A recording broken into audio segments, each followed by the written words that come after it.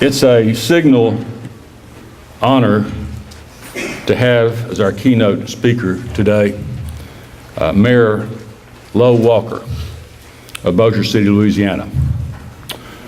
Mayor Walker graduated from Fair Park High School in 1951. He graduated from Louisiana Tech in 1956, cum laude. He's an outstanding business school graduate, distinguished military graduate. He's a colonel in the United States Air Force. I flew C-47 missions in Vietnam. Jumped from an airplane as a master parachutist 66 times. Mayor, I jumped once. And my father was asking me just before I jumped, he said, "Have you lost your mind?" His decorations include 2 Legions of Merit, 2 Distinguished Flying Crosses, 13 Air Medals, the Bronze Star, and the Meritorious Service Medal. He has presided over some of the most significant economic growth in Bossier City in the last 50 years. He comes to deliver a message to you today, in this celebration of Veterans Day. Please join me in honoring and welcoming Mayor Lo Walker. Lo Walker.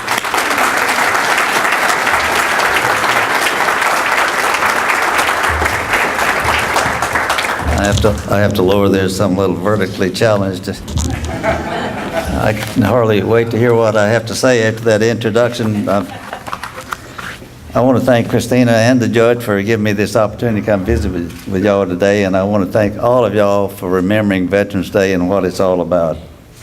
But I know that you are under no obligation to pay any attention to what I say today, so I didn't feel any need to prepare. Just thought that was fair. And as we have a saying in Louisiana that says, "I have a few things to say before I start talking." Yes. But I feel a little bit like a mosquito at a nudist colony. I know what I'm supposed to do, but I'm not sure where to start. I might just start by talking about Armistice Day, Victory Day, Remembrance Day, Monday holiday, Law Day, and Veterans Day. They're all the same. As has been pointed out, 94 years and 1 day ago, at the 11th hour on the 11th day of the 11th month, 1918, the armistice was signed between the Central Powers, the Allies, and Germany. And so it was Armistice Day. Some 10 million plus people were killed in that war, and it, as most of you know, was called the War to End All Wars. Well, unfortunately, that didn't happen. World War II came along, and twice as many people were killed in that war and the Holocaust. The War to End All Wars just didn't happen. By the way, Christina, what do I have, 15 minutes? I'm gonna have to cut out some stuff here.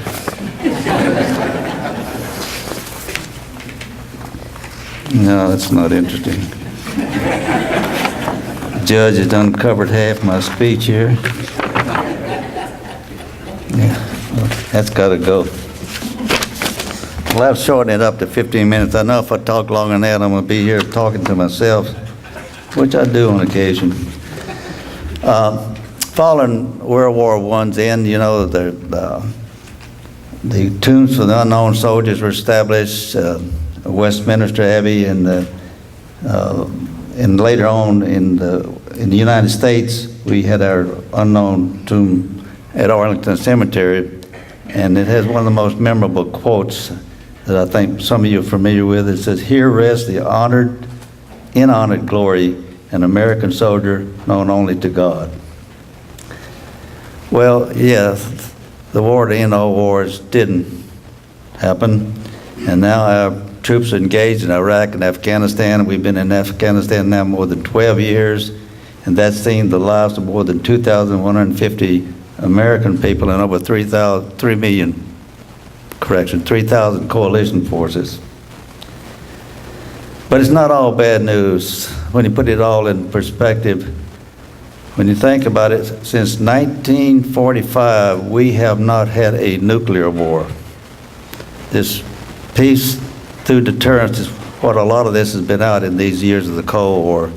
And it's really something to celebrate, this fact that we have not had a nuclear war, because the fact is we have far less people killed in wars now than we did before we were able to maintain this peace. There's other good news that since about 1957, our soldiers and Marines have never had to bother about enemy aircraft fire from above, because the United States has maintained air superiority since 1957, and that has done a great deal to reduce loss and injury to our airmen and soldiers. Well, in 1954, President Eisenhower formally changed the designation of this day from Armistice Day to Veterans Day, and it became a day to remember all veterans, all wars, which is obviously a good thing to do. Then in 1968, President Johnson made it a national holiday.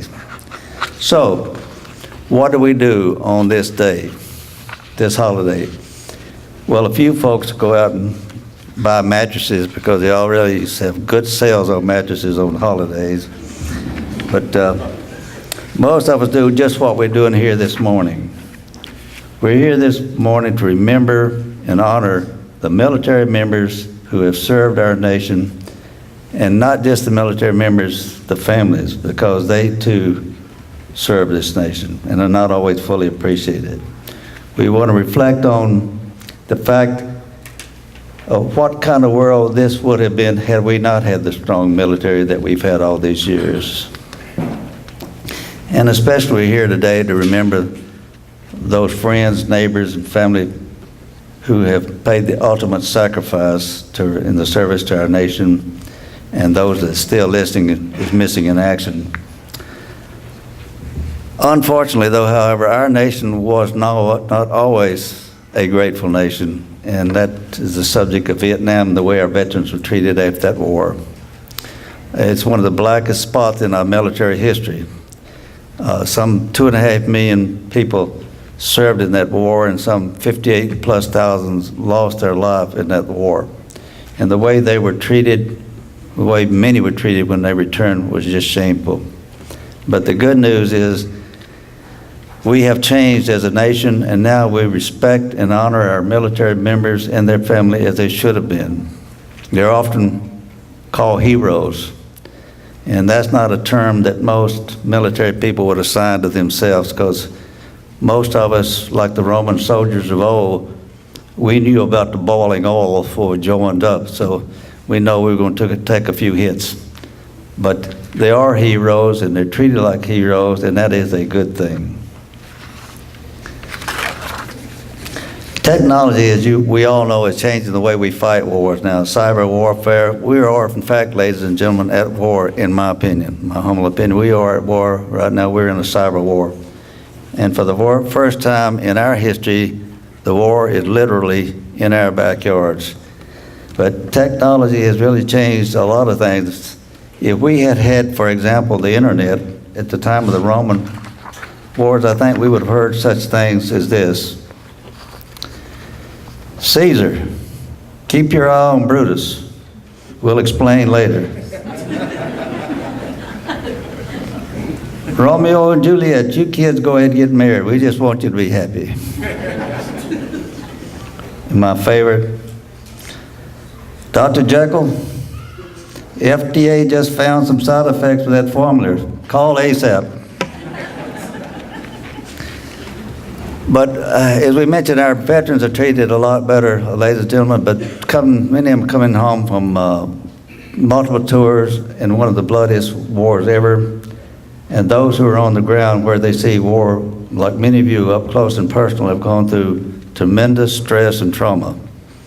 I think most of us are familiar with the term post-traumatic stress disorder.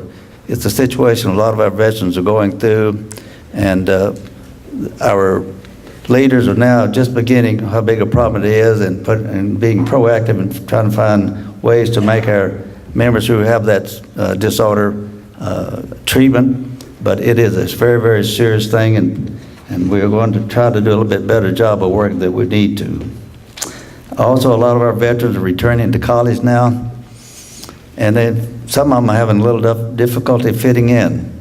They've come from an environment like we all came from, where we use a certain jargon and language, kind of crude sometimes I might add, but it doesn't quite fit into the current culture and a lot of these college kids and students. And some of our military guys and ladies have a little trouble melting in and befriending civilians.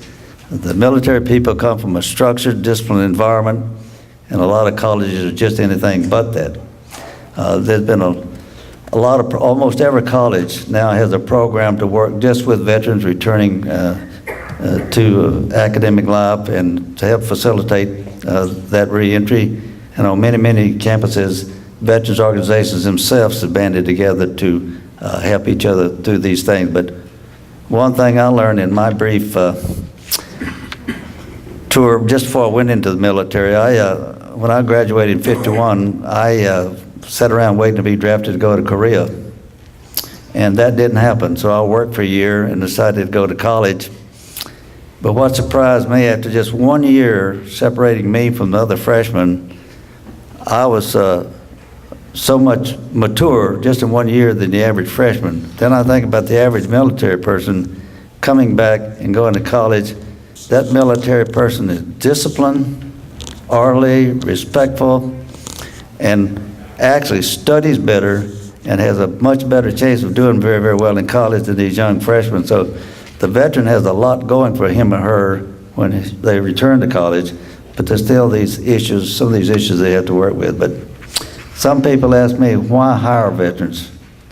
Dumb question.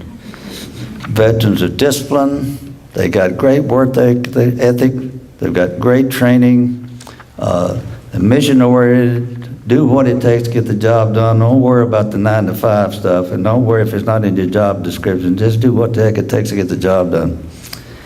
We've had many, many veterans job fairs in my city and a lot of other cities, and we're also doing programs in my Shreveport, Bossier area to help veterans that want to start their own business. How do you go about developing a business plan and a marketing plan and all the permits and everything else? So we're doing a lot of that proactive stuff, and I'm sure Marshall and a lot of other communities are doing similar things. Well, ladies and gentlemen, as Lady Godiva said as she neared the end of her famous nude ride through the streets of Coventry, England, in protest of a local tax, I have now come to my close. So I will,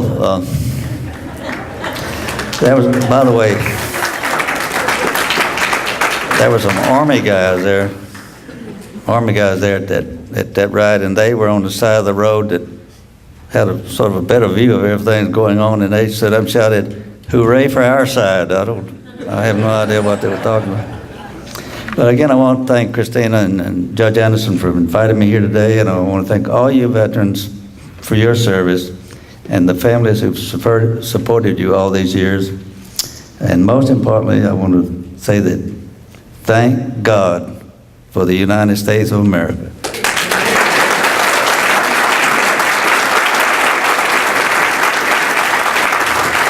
With all our warts, still the greatest nation in the world. Thank you very much, ladies and gentlemen.